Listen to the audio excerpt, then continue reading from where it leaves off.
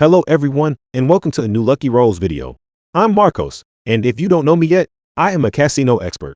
On this channel, I share strategies, methods, and demonstrations of various casino games such as roulette, blackjack, and slots, as well as information updates and news on the world of online casinos. Today, I will teach you how to count cards at blackjack and bring down the house. If you want to learn more, subscribe to this channel. Before we move forward on this video, I recommend you watch the video on the blackjack basic strategy I posted some weeks ago. It would be best if you mastered the basic strategy and then passed it to counting cards. You can find the video in the description. The first thing you need to know about card counting is it doesn't involve having a great memory. Do you have a terrific memory? No. Are you Rain Man? No. Are you a rocket scientist? I am not. So one of the big misconceptions is that you have incredible photographic memory. You don't need any of those things. It's actually, when we show it to you, it's going to be a lot simpler than you expect, though it does take quite a bit of time to become perfect. At first step is perfect basic strategy.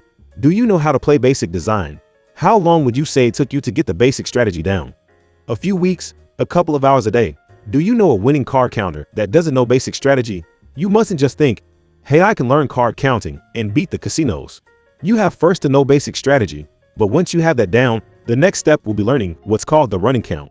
The first step to card counting is going to be assigning a value to every card. So this card handing system, I'm going to explain. It's called high-low. It's what we have always used and what every central card team has used to beat casinos. This is the high-low system. Every time you see a 2, 3, 4, 5, or 6, you will add 1 to your running count over here. Every time you visit a 10, jack, queen, king, or ace, we subtract 1. These are our high cards. 7, 8, and 9 are neutral. They will be assigned the value of 0, or you can ignore them with your running count. Now, let's pause to step 2.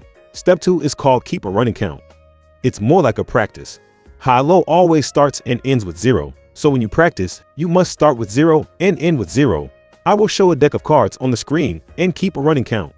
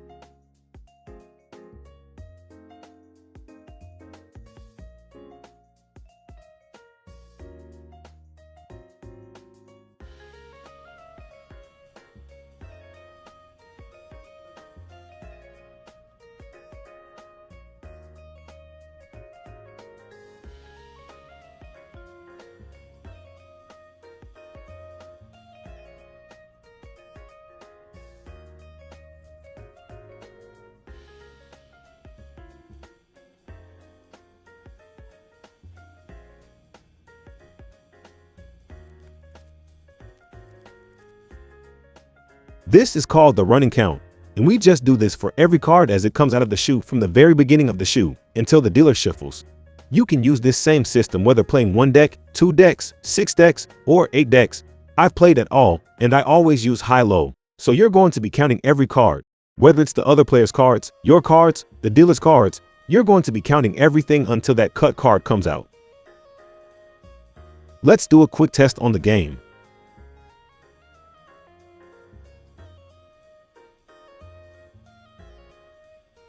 Now, when the round starts, I don't recommend counting until the second card is being dealt to each player.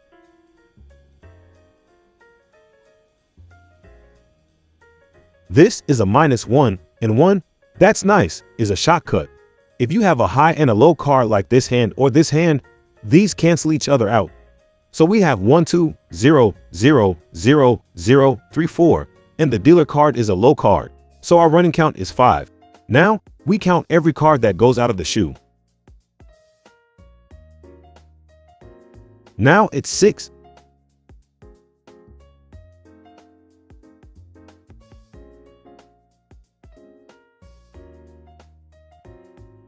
Seven.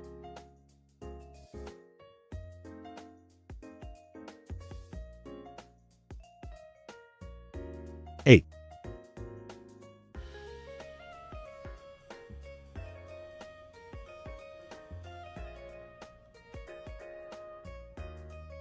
7. 8. 7 again, and we won. So our running count is 7 now, and we continue at 7 on the next round, and we keep the running count until the end of the shoe. Running counts informs player what type of cards have been dealt, which directly correlates to what cards have yet to be dealt. So this is what we're going to continue to do round after round as the count fluctuates, going more positive or more damaging as it goes more positive. That's going to give us the information we're going to need to know when we have the advantage and how to play accordingly as it goes more negative. The advantage goes further to the casino. We're going to use that information to our advantage as well. What's the point of what we've been doing with the running count so far? Let's say we're seeing the cards go into the discard tray and the running count is changing. What does that even mean for us? More low cards are coming out, which means there are more high cards in the shoe yet to come, which helps the player to know what's right to do. So this is how Blackjack fundamentally differs from every other casino game. Every other game is based on independent events like a throw of the dice or a spin of the roulette wheel. But if a bunch of small cards have come out of the shoe, those aren't going to be in play again until the dealer shuffles. What we know is that what's in here correlates to what remains in the shoe. If the count is going high, it is because lots of small cards have come out, which means lots of high cards, tens, and aces are going to be coming out of the shoe, which is good for the player. It's not enough yet, but that tells you where we're going conversely. If lots of high cards have come out, lots of tens and aces, that means for the player bad news. That's right, the casino advantage is going higher and higher, which is not good for us. But the running count, it's not going to be enough. What we have to do at this point is convert to our count per deck, or what we call the true count. And you might be getting overwhelmed with what else I have to do, but it's by 4th grade division. And what we're going to do is take that running count that have been running this entire shoe and divide it by how many decks remain to be dealt. Let's say we've got a running 15 right now. What would that mean for us in terms of the true count? Well, I've got 5 decks left. 15 divided by 5 is 3. So our true count in this situation, if we had a running count of 15, would be a true 3. And that would dictate how we bet and even making decisions. Let's make another example. There are 3 decks left, so let's say we have our running -7. -7 divided by 3 is -2. So in this situation, we would have a true count of -2, and I would be saying I'm going to go make a phone call. That's right, I'm going to step away from the table because this is a bad situation for a card counter. So that's going to determine our 4th step here. The 4th step as a card counter is to use this information to determine both our bets and our playing. So perfect basic strategy, perfect running count, perfect true count conversion gives us enough information to actually gain the edge over the casino. It's not easy, but it can be done. So this gives you an overview of how to count cards, but to be honest, there is a lot more you need to learn. And that's why I am here. I will add more videos on Blackjack soon. In the video description, you will find the site where I play. This site offers plenty of offers and games and free spins. Remember to like the video, subscribe, and active notifications for more videos. Also, join the Telegram channel where I share methods that I share only there. Note, this game is prohibited for minors and can cause pathological addiction. If you are underage, I kindly ask you not to watch this video. The winnings in this video are not intended to be a guarantee or an encouragement to gamble. As in casinos, you can win or lose, and there are no certainties of winning. Please remember that gambling can involve financial risks, and it is always advisable to play responsibly by setting spending and time limits and seeking help if needed to manage any addiction issues. For more information on consumer protection in EU online gambling regulation, please consult the websites of the EGBA, European Gaming and Betting Association, and the IAGOR, International Association of Gaming Regulators.